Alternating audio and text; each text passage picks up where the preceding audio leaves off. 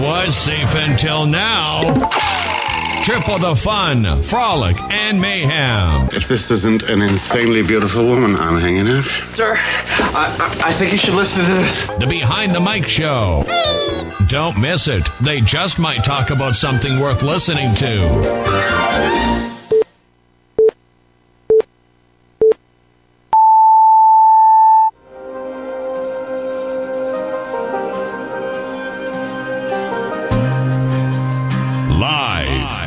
From Wilmington, Delaware, it's Behind the Mic, the radio show that talks about whatever.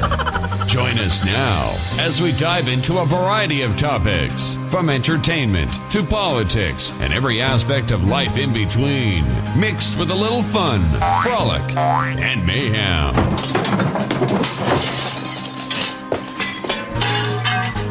We would love to hear from you, so call us right now at 646-716-8609. That's 646-716-8609.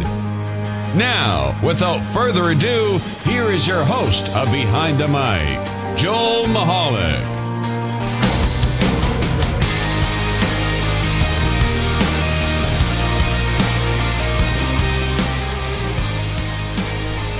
Good evening, America and beyond. Good evening and welcome to the Behind the Mic Show. I am Joel Mahalik saying hello and welcoming you through the proverbial door of whatever station that you've contacted us through. We're glad you're here. Got a big show with a lot of news for you tonight, news and discussion. We encourage you to involve yourself, to infuse yourself into our rhetoric. Actually, we'll be shelling out rhetoric. It's not necessarily our rhetoric, but we encourage you to do so. You can do so several ways. First of all, the toll-free phone number, 1-866-417-4359. That's 866-417-4359. Dial the local number at 646-716-8609. Join me on Facebook.com/Behind the Mic, spelled as the man's name is, M-I-K-E, or follow us at Twitter at WQYB Radio. And you can post at all these places, including emailing us at BehindTheMicShow@gmail.com. So that's the various ways to get a hold of us. And we look forward to hearing from you, should you like to. So we'll go around, we'll introduce the cast of characters in tonight's soiree. First, please welcome from FGRN's The Bear Fan Ron Show, it's Ron, just Ron. Ron, how are you? Hello, how are you? Good, I'm good, you made it. Oh, yeah, I've been here. Thanks for dragging yourself out of bed for the show. I couldn't chat with you. For some reason, Skype wants to block my chat all the time. So maybe you're on the Skype's wanted list or something. You never know. You never know. But welcome to the panel. Well, thank you. Hopefully you are ready to flourish with opinion tonight. You never know. You never know. On the other side, unfortunately for him, fortunately for us, he does not write comics, but it is Stan Lee. Stan, good evening. How are you? Good evening, Joel. I'm doing pretty good. How are you? You like that intro? Yes, I did. I thought it was original. Nothing like shattering any potential dream you may have had of writing comics. Yeah, I know. I'm going to have to go back to my childhood days now and have a few months of therapy. Mm-hmm. I bet. Welcome, sir, to the program. Thank you. I appreciate it. And, gosh, I'm glad to be here. Oh, yeah? Yeah, well, I have a bunch of opinions just bottled up. Just wave the green flag and I'll be off and running. Oh, boy. God. Tony, did you get that? Get ready to kill his mic. That's behind the glass, Mr. Tony Richards, our producer and good friend. And I was trying to pull up my sound machine, and you broke the glass anyway. Usually I break the glass, and you get pissed. Well, I figured I'd better do it before you had a chance, so, no. Good evening, sir. How are you? I'm all right. Good evening. Did you have a nice, kind of like, nice Sunday for a change? Relaxing one? Yeah. Usually you're always dreaming about going back to work on Monday and all the computer work you got to do. That's why I asked. Well, I didn't do much today. We had a company picnic. For work I went to. Aw. Well, that's good. Yesterday I worked my tail off, though. Yesterday I was chopping down weeds and, pruning up the yard and cleaning it up. Things of that nature. Well, I wanted to go out and do a backyard cookout thing, but it rained down here most of the day, so. I brought leftovers home from the picnic, so my work kind of cooked lunch and dinner for me. Yeah, by the way, did you get like a bag of 1,000 hot dogs again to bring home? No, I had 3 there and brought 2 home for dinner. Okay. Dozen, right? I was eating light. Dozen, right? No. No? Okay. Okay. I'm trying to be good. As I'm eating pretzels on the air, right? That's how good I'm trying to be. I'm eating pretzels. They're salt-free? No, they're not salt-free. Okay. But speaking of being conscious with recipes, I don't know if you saw on Facebook, the other thing I did this weekend is I made like a dozen jars of homemade pickles. I saw that.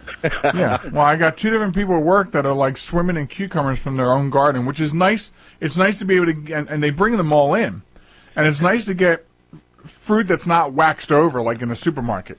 I mean, vegetables.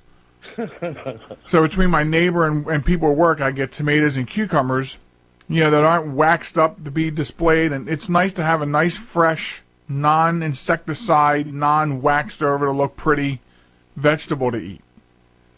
Man, and so they just kept bringing in cucumbers for the last week, and I'm like, you know what? I'm going to can them this week. Actually, I didn't can them. I do refrigerated dills. The last time I tried canning, it didn't work out right. I don't know what it was, but I developed a new recipe based on several others on refrigerator dills, and I got to tell you, I'm pretty pleased. You need to get that thing on TV for 1995 that does everything for you. So what? I don't know, whatever the heck it is. It's like 1995 a month for the next umpteen million years or something like that. Wait a minute. One of those, it does everything. There's all-in-one cookery things. It does canning. It does everything. I have the supplies to can. We have the pots and everything to can. Oh, okay. Okay. But 4 years ago, I tried doing pickles and can them, and something wasn't right. Oh, okay. And and if you do it wrong, it's scary. I bet. You never saw the episode of Mayberry when Aunt Bee made her famous pickles. No, I don't think I did. So I did. I'm telling you, I'm having visions of that episode. They're not good. We'll see what happens. Anyway, like I said, I'm not canning them, so, it's straight to the fridge with them. Man. So everybody, welcome.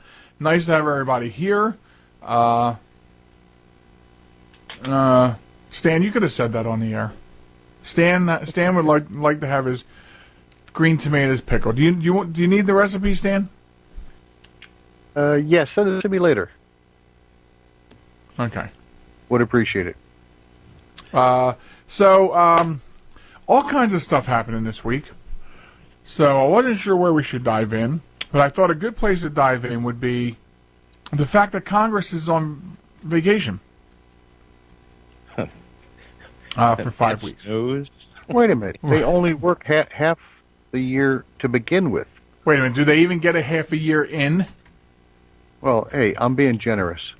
That's what I thought. But what's more disturbing is the fact that they didn't really seal up the border problem. Actually, as I understand it, the House did send a bill for the border crisis, with money in it for, I guess, the additional security and stuff like that. But I guess because it wasn't some sort of sweeping amnesty, the Senate just, as soon as it got to the door, they kicked it back out. They didn't even look at it. Which is interesting because the President of the United States and the Senate, which is controlled by the Democrats, love to get on TV and say that the GOP is not doing anything. And if they would just do their jobs, we wouldn't have to. So, as I understand it, the House stayed late and put a bill together and sent it to the Senate, who kicked it out in the street. So it should be interesting because the Democrats are playing the role that they blamed on the GOP, which none of this is right anyway. This should not even be an issue. I don't know what's so hard about putting together a bill that secures our borders. I already thought they had several. They're just not enforcing them. Yeah, we do have laws, right? You're right, we do have. Yeah, they're already there. This is amazing to me. Yeah, the one thing that, I haven't read it like Nancy Pelosi, so I won't comment exactly what it is. But what I think they were trying to do is fix this whole mess that's currently happening as far as getting these people home or treated and getting home, and good old Mr. Reed putting his fingers in his ears, closing his eyes and going, nah. Yeah, right. No. There's nothing wrong. Yeah, the border's secure, nothing to see here. Exactly. So everybody keeps shuffling on down the block. I don't want to be attacked for saying that I'm not, that I have no humanitarian values. I know part of the bill that the GOP sent over did have some of the funds were supposed to go to Health and Human Services so that the women and children can be checked out before they're deported. So I'm okay with that, but it's got to be checked out. Goodbye, get the hell out. No staying around. And I think that's the part. It's the deportation that is the problem. And I know that, as we spoke before, because of friends of mine in ICE who have told me firsthand that the government is violating the 1993 law and they are not deporting these citizens. They're not deporting these illegals. Mm-hmm. So I don't have to read the newspaper when I can get that information firsthand. Yeah. And that's all they're asking for. We also discussed here on the show months ago about a 2012 lawsuit by members of ICE against the administration. And all that lawsuit was saying, please allow us to enforce the 1993 law. Yeah, let us do our job. Yeah. Let us do our job, because these men and women are being disciplined for trying to deport people as per the law. Unbelievable. I don't want to, like I say, I don't want to sound like I'm not a humanitarian, but, come in correctly or get out. It's just, yeah, right?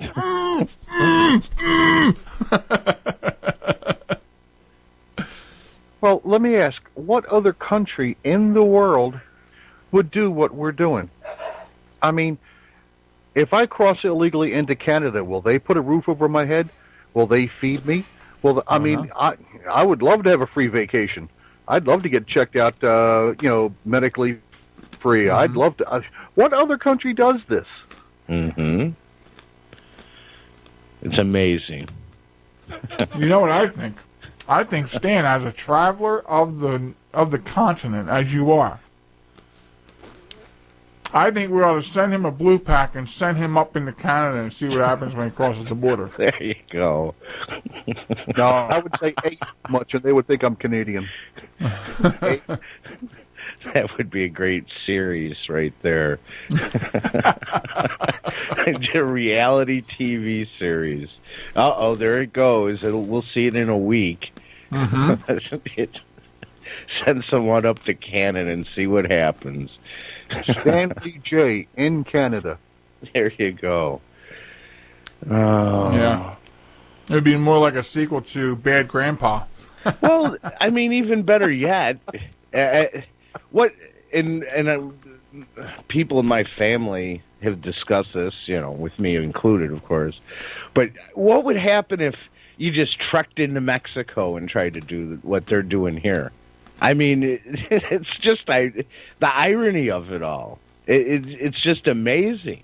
Well, look at why the is it? Why? And Stan brought it up. Why is it okay here? What makes all? I mean, it's insane. Ron, totally insane. Look, the U.S. has given ammos and guns to Mexico. Mexican drug cartel, mind you, but it's still a lot of ammo, a lot of guns. And you're asking what would happen if we cross the border illegally? Which, by the way, speaking of guns and ammo going to Mexico, Stan, and by the way, I was listening to an interview with a sheriff in Arizona who was talking about a couple hundred illegals that were detained who all had guns.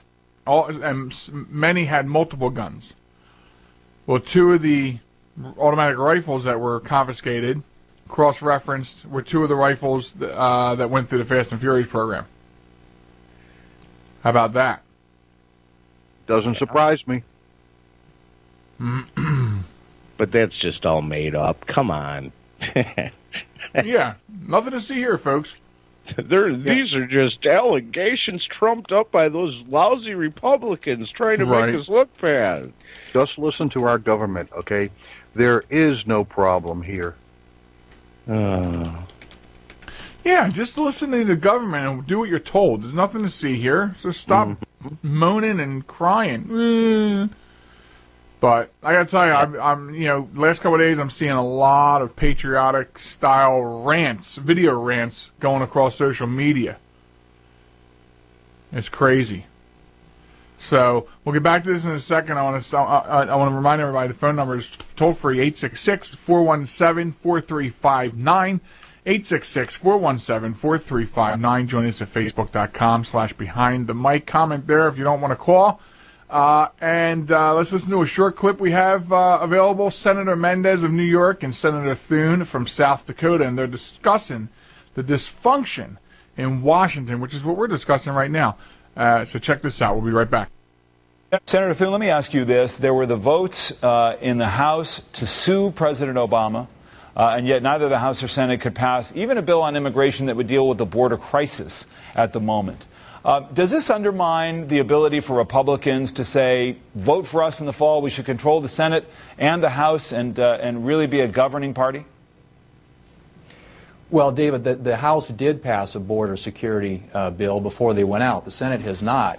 And you mentioned earlier people's frustration. I can understand that. Wages are flat, unemployment's high, everything from gas to food to health care costs more for the American people. But you can't address that situation if you don't vote. In the United States Senate, we went for an entire year where we cast less than one vote on a Republican amendment per month. And in the Harry Reid Senate, that's become the norm. It's become a factory for show votes where votes are made that are more interested in winning votes for Democrats in November elections than they are for winning jobs for the American people. And that's got to change. The Senate's got to function again. It is dysfunctional, and that's what's frustrating to the American people. Thanks for the correction. The House did in fact pass something that it doesn't look like the president will support it, and it doesn't look like it'll get through the Senate. To that point, though, Senator Menendez, if the president on immigration wants to use executive power to deal with this problem, Is that in excess of his authority? Congress has spoken, dysfunctionally or not, and said we're not going to deal with any aspect of immigration. Why shouldn't the president then stand pat until he can find some way to get everybody involved and on board? Well, David, I wouldn't say that Congress has spoken. The Senate spoke last year with an overwhelmingly bipartisan, we talk about gridlock, 68 votes, Republicans and Democrats, the Gang of Eight, of which I was part of, put together a broad, bipartisan, comprehensive immigration reform to fix our immigration system. Now, that stalled in the House of Representatives, and they haven't even permitted one vote on it, an up or down vote or a vote on their version of immigration reform. In light of that, then it seems to me that the president, which my Republican friends often call upon to act, in this case is, I hope, will act, because the system as it exists today is broken. And to the extent that I believe, and submitted to the White House and to the Department of Homeland Security, a legal memorandum that outlines the powers that they do have, I hope they'll use those powers to try to get some elements of the system under order. You know, what worries me, guys, about him saying, I hope the president acts on his own, what worries me is he will create an executive order that contains sweeping amnesty and not really address the problem, which, you know, I think most Americans would like the borders sealed up, secured. Of course, not that, you know, the POTUS or his administration, you know, really give a damn what we think. But that's what worries me, what he will do if he acts alone. Mm-hmm. So there's definitely some dysfunction there in Washington. Of course, there's been this dysfunction there for quite some time. And yeah, I don't even want to think of it, to be honest with you. I'm inside my head screaming only to think what could happen. Well, we have an hour and 40 minutes left, so you better get into your head with it. Well, you want to hear what I think? I think, you know, that I'm not the only one who is sick and tired of each side playing the blame game. Mm-hmm. You know, I'm blaming the Democrats. No. I'm blaming the Republicans. No. Look, you're supposed to be working for the American people. You're supposed to be doing what's best for the American people. You're supposed to be agreeing and working together. Amen, and sister. Don't give me this, it's their fault. I don't care whose fault it is. I don't care what caused the problem. Let's start from this point right now. There's problems, let's solve them. Don't go pointing fingers. Don't go blaming others. Let's work a solution and get the American people back on their feet now. I get that, but tell us how you really feel, Stan. How in the hell, and this is my frustration with it, you know, everybody talks about compromise. Everybody talks about this. I mean, there isn't a freaking piece of legislation that's crossed, you know, the aisles or anything else that if I was in there could vote on. So right. Then everybody would be pointing at me like I'm the a-hole because I'm not voting yes to this stuff.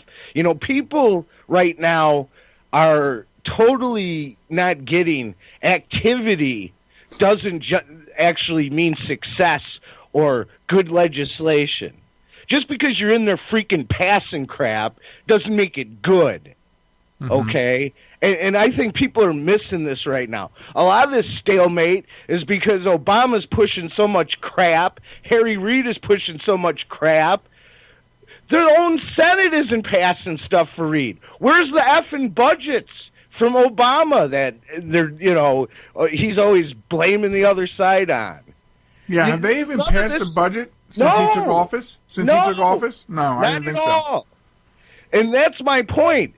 It starts at the top with this stuff and what's being directed. Right. I, in good conscience, could not vote for any of this. But you're right. Who is it up to get their ass moving? Us. Right, and that's why I've said before that, you know, I'm sorry, America, but we've become lazy. We've become complacent with these people in office. You go into the voting booths and you allow people who have been in there for 10, 20, 40 years doing nothing, you allow them to stay. This is not the vision of the forefathers when they created this great nation. The idea was serve a term or two and serve your fellow man. Leave office, go back to work, go back to home, let somebody else come in and do it. This is not a career. We've got some people in there that have probably been around since the forefathers in there. Pretty close. Harry Reid. And it's not supposed to be a millionaires club either. I mean, look right, how which it is. politicians make money. Mm-hmm. You know,